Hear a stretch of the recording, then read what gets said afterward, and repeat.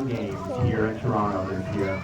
So he has actually put together for himself a bit of a rhythmic gymnastics routine that we've been working on, and he would like to debut it for everyone today here in our amazing animal adaptation show. So his coach, Elise, is out here on stage, and we're going to meet Sterling, our miniature donkey. Now he has, again, like I said, become very, very passionate about the Pan Am Games here in Toronto, and he is hoping to one day win gold once donkeys are finally allowed to compete in our Pan Am Games. So you can see he's got himself quite the routine planned out, and if I do say so myself, I do think that is quite the gold medal worthy routine as our donkey goes. See if we can, there we go, a little finishing bow from Sterling here. An excellent job from our future top of the podium donkey, Sterling, as he makes his way off stage. Now, I didn't say you folks are helping us out today. It's actually an incredible thing to do. He can have this routine down, but the second he has to do it in front of an audience, he can sometimes get stage fright. That's why you folks are helping us out here today. Somebody help me out. A big round of applause for Sterling. That was a great routine for us. And we'll be back out in just a few minutes to get started with our show.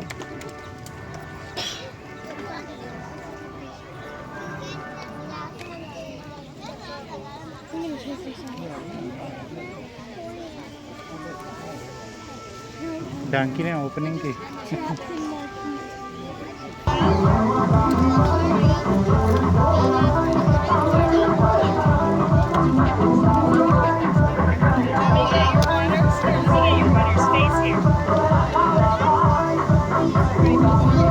Zoo. I said, how you doing today?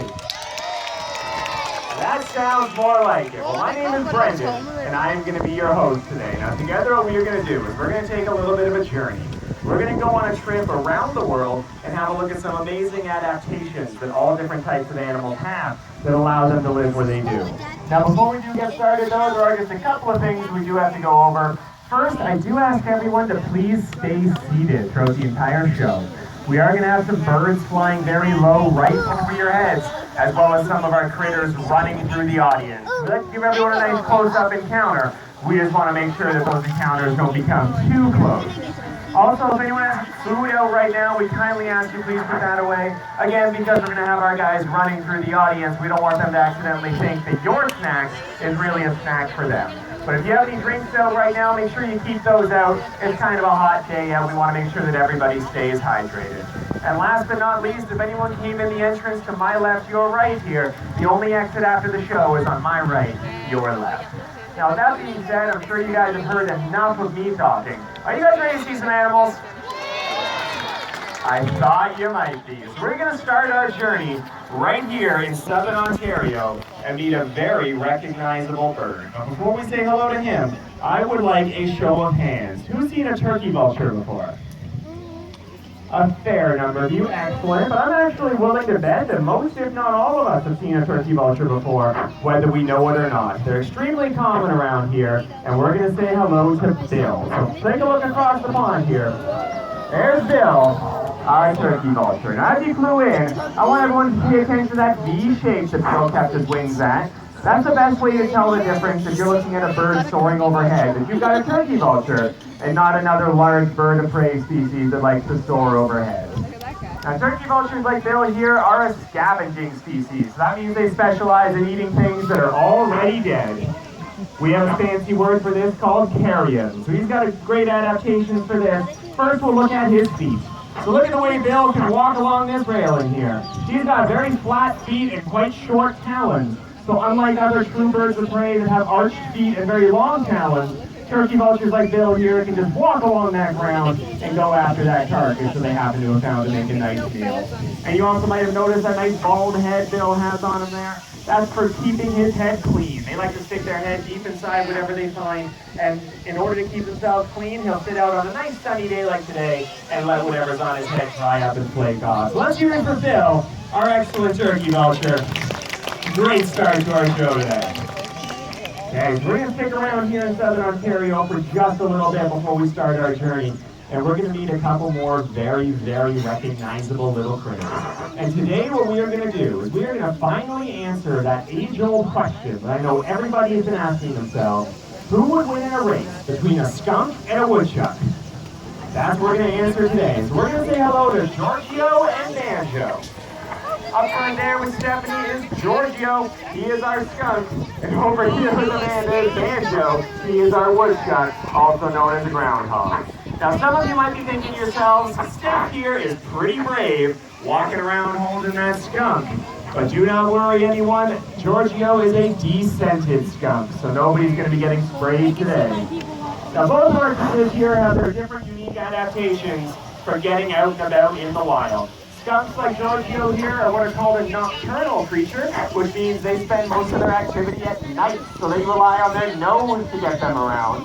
Whereas woodchucks like Banjo are what we call diurnal, meaning they're active during the day, so they rely on their vision for getting around. Now what I'm going to do is we're going to put our animals through the paces with our little obstacle course here to see which one has the better adaptation. But first I'm going to ask you all a question and just shout out the answer you think. Which one do you guys think is going to win? A lot of skunk, few woodchuck supporters, not too bad. We're going to see who's right today. Giorgio looks really raring to go. So, let's go. One more second. Banjo not quite ready. Oh, he needs a warm-up. He needs like those good kind words from Amanda there.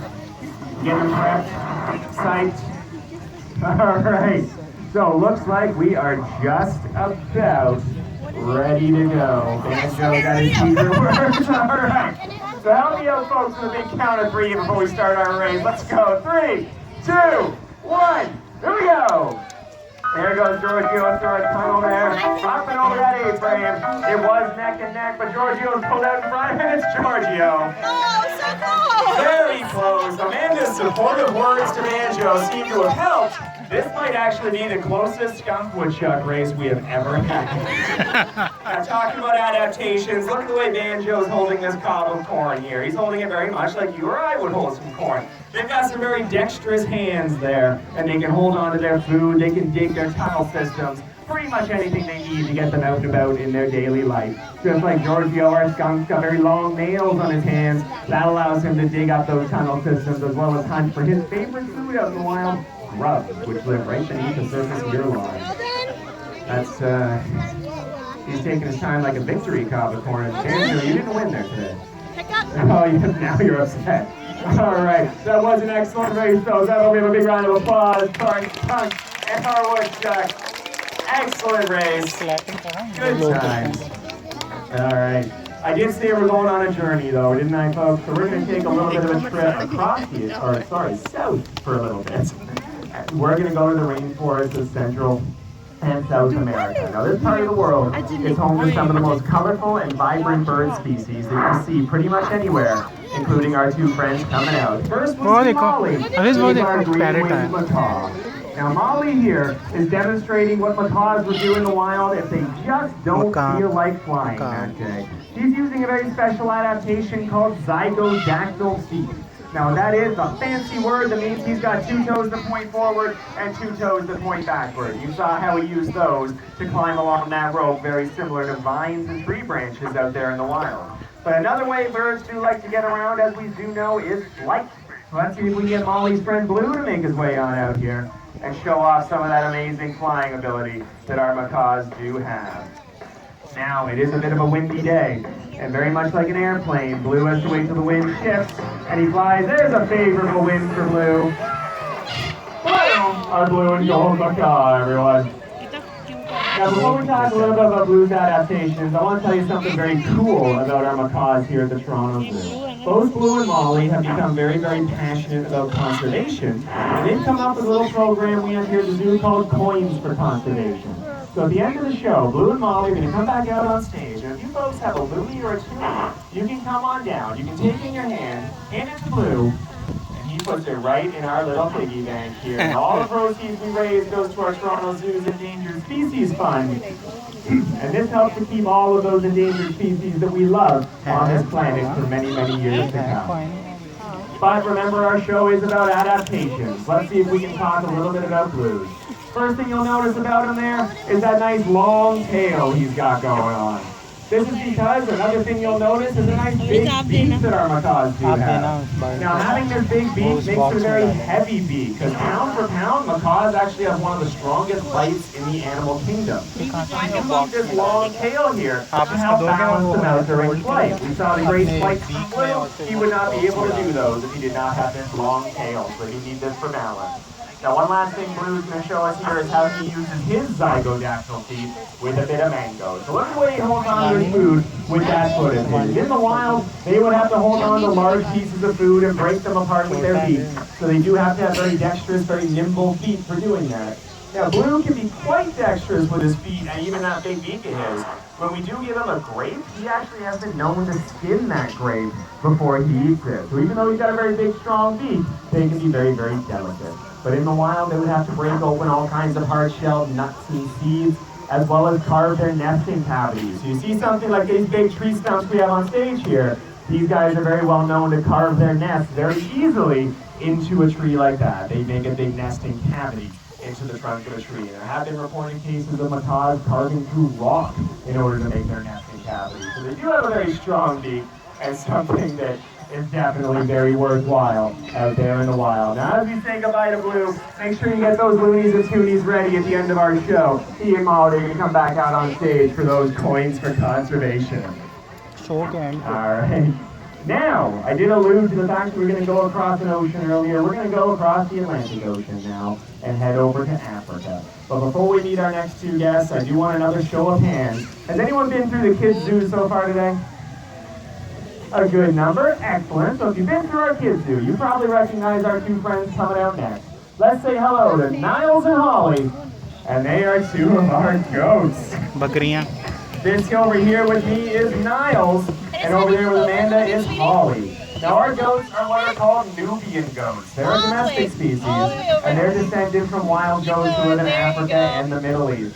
And they've got some amazing adaptations for running and jumping up rocky cliffs. So in the absence of cliffs, what we're going to do today is we're going to use our very own Mount Waterside here and have a little race with our goats to see which one has the better adaptation. So Amanda, how's Holly been doing today? कितने पल्ले A बकरियां lot of encouragement for Holly. Okay, so I want everyone in the audience today to cheer on Holly because she needs a lot of encouragement. Niles is full of himself. He doesn't need any more. All right. So again, help me out with a big countdown. Let's go. 3, 2, 1. Here we go. There goes Niles. Oh, Niles is cheating. Wow.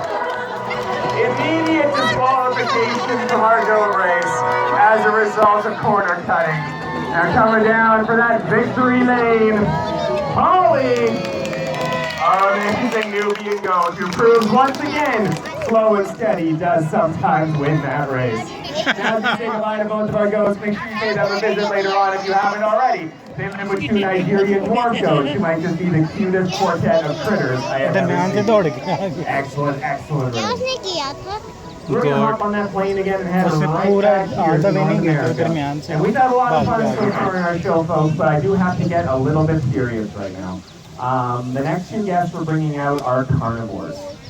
Now, we all know what carnivores are, right? What do carnivores eat? Meat. Now, parents, what do your kids made out of? Meat, right? So I want everyone to hold on to your loved ones for me, okay? We cannot afford to have another accident this week. We're going to be saying hello to the big, the terrifying Hades and Thor, our very sleepy domestic ferrets. Well, I might have exaggerated the danger potential of our two carnivores here, but you can never oversell just how cute our two little ferret critters are, now can you? Now, these guys here are descended from the wild polecat that live in Europe, and they've got some amazing adaptations for getting through their prey, which like to live in tight underground tunnel systems. So you can see our plastic tunnels behind me here. We're going to have a little race with our ferrets to see which one can demonstrate the better adaptation. but I cannot have a race on stage here without the help of some volunteers. So throw your hands up in the air if you want to come on and help us out. Amanda here and Steph are going to come through the audience and pick out a few volunteers to help us out with our race. Now while we're getting set, we'll talk a little bit about our ferrets. I did say they're a domestic species. They're actually one of the oldest domestic species on the planet. And they were originally domesticated out to clear rodents out of grain silos. That is where the term ferreting comes from. They would ferret out these rodents. These days, though, they have a bit more of a glamorous life in the captive world. NASA actually employed ferrets when they were still building space shuttles. They would attach a little harness to the ferret, and the ferret would pull wiring through tight confined spaces that people wouldn't normally be able to reach. And doing this very same job is actually a ferret in New Zealand who is a licensed card-carrying member of their electricians union. You seem very keen to come on up. Get on up here. Go join Team Amanda, and we will have an amazing race today. Looks like we are just about ready to go. So folks, again, this is a race, so I want to hear some great cheering. But I'm going to let you in on a little secret. The louder you cheer, the faster our ferrets tend to run. So I want to test how loud everyone can cheer right now. So I want everyone from this side of the audience over here to cheer on Steph and Team Hades. Excellent cheering from our volunteers. Pick it up, Team Hades. Now I want everyone on this side of the audience to help us out and cheer for Amanda and Team Thor! That's more like it. Based on cheering, I think this is Thor's race to lose today. So we're going to get Hades over here on his team. And we are just about ready to go. So one final countdown. Help me out with folks. 3, 2, 1. Here we go! There goes Thor. He's at the halfway point already. Where's Hades here though? Hades making a comeback. Coming out the end here. Remember, it's the first ferret all the way out of that tube. Thor! Narrowly edging out Hades today. Excellent work by both of our ferrets. All right, everyone, please help me out with a big round of applause for all of our brave volunteers for coming down to help us out. You guys did an amazing job. Thank you so much. Now, some of you probably know, but some of you may not know, that we actually have ferrets that are native right here in Canada. We have something called the black-footed ferret. Now, the black-footed ferret was at one point thought to be extinct, but they were thankfully some were found, brought into captivity to be part of a large-scale breeding and release program that the Toronto Zoo is very proud to be a part of. And to date here at the zoo, we've actually bred and released over 400 black-footed ferret kits back into the wild, including reintroducing them right here into Canada. So that's one of those conservation efforts you'll be helping if you've got a coin for conservation for our macaws at the end of our show. We're going to take one more journey this afternoon. We're going to head on back to Africa, and we are actually going to be meeting the largest bird that we fly here at the Toronto Zoo. So I want to take this opportunity to remind everyone to please stay seated. I did say she's a very large bird. She will be flying right over your head and has occasion to drag her feet. So we don't want to make sure anyone gets steps up and gets kicked.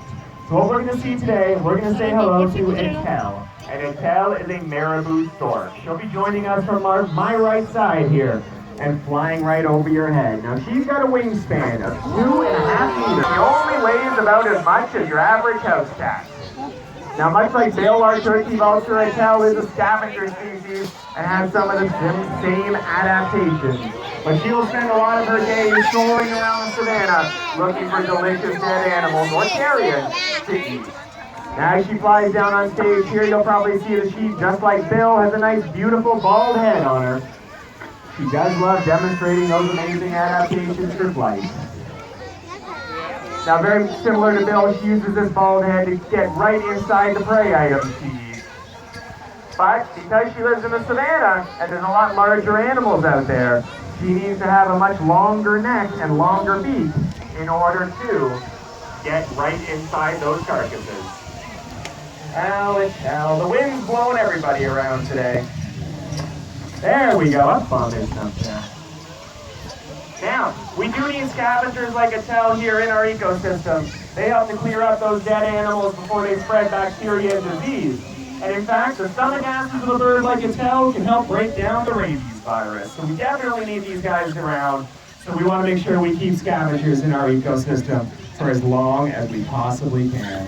As we say goodbye to Attell, how about a big round of applause for Attell? She fought to win this afternoon. Now, unfortunately, though, Attell's flight does bring an end to our show. I would like to thank everyone so much for coming on out to join us today for our amazing animal adaptation show. Remember, the Blue and Molly are going to come back out on stage for those points for conservation, as well as some of the other stars of our show are going to make their way on out. You folks can come on down, take some pictures, ask any questions you might have. We just ask you please stay on the brick pathway here. Again, thank you so much for joining us, and enjoy the rest of this amazing day here at the Toronto Zoo.